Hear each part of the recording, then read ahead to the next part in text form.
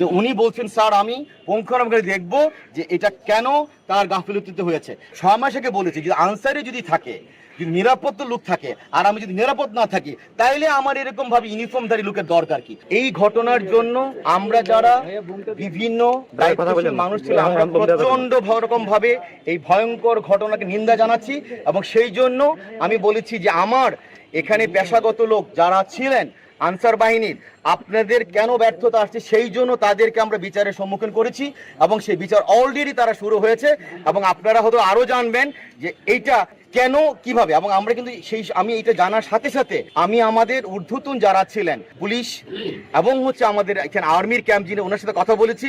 এবং তার পরবর্তীতে র্যাব, এর পরবর্তীতে আমাদের এখানে ট্রাফিক কথা বলেছি। এবং আজকে আমরা সবাই এখানে বসছি, আমরা 11টা থেকে এখন পর্যন্ত মিটিং করেছি এবং ওনাদের সরজনে নিয়ে এসেছি এটাকে আরো কত ব্যাকবন করা যায়। তবে আমার আপনার সাথে যে কথা বলতে হয়, জুলাই আগস্টের পরবর্তীতে আনসার এর আগে আমরা যেরকম দেখেছিলাম তাদের পেশাগত দক্ষতা এবং তাদের এই নীরবতা আমাকে যেটা আপনাদেরকে শঙ্কিত করেছে, আমাকেও করেছে। এবং আপনারা হয়তো জেনে থাকবেন জুলাই আগস্টের পরবর্তীতে আনসারের যে কাঙ্ক্ষিত ভূমিকা যে প্রতিষ্ঠান পাবে সে পাচ্ছে না। সেই জন্য আনসারের এখানে আমাদের অধিনায়ক আসছেন, উনি ব্যাটেন, ওনাকে বলা হয়েছে যে উনি বলছেন স্যার আমি পুঙ্খানুপুঙ্খভাবে দেখব যে এটা কেন তার গাফিলতিতে হয়েছে।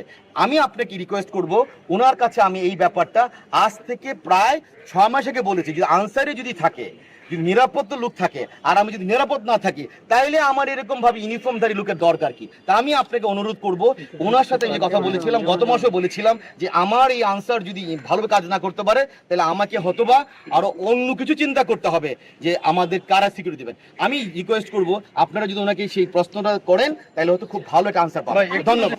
পাথর নিক্ষেপকারীকে আমরা চিনতে পারিনি, আমার এখানে যে দায়িত্বপ্রাপ্ত কমান্ডার ছিলেন, আমি এখানে ছিলাম না, উনি বলতে পারবেন। আরেকটা বিষয় হচ্ছে এই গেটটাতে আমাদের এতদিন রোস্টার অনুযায়ী ডিউটি ছিল দুপুর 2টা পর্যন্ত। 2টার পরে এই গেটটা ক্লোজ হয়ে যাওয়ার কথা। এটা যদি কোনো আনসারের ব্যর্থতায় ক্লোজ হয়ে থাকে বা কোনো ব্যর্থতা থাকে, সেটা আমি আমার ঊর্ধ্বতন কর্তৃপক্ষকে জানিয়েছি। আমি একজন থানা অফিসার, আমার যারা উপরে আছে তাদেরকে আমি জানিয়েছি। তারা সবকিছু বিচার বিশ্লেষণ করে ব্যবস্থা নেওয়ার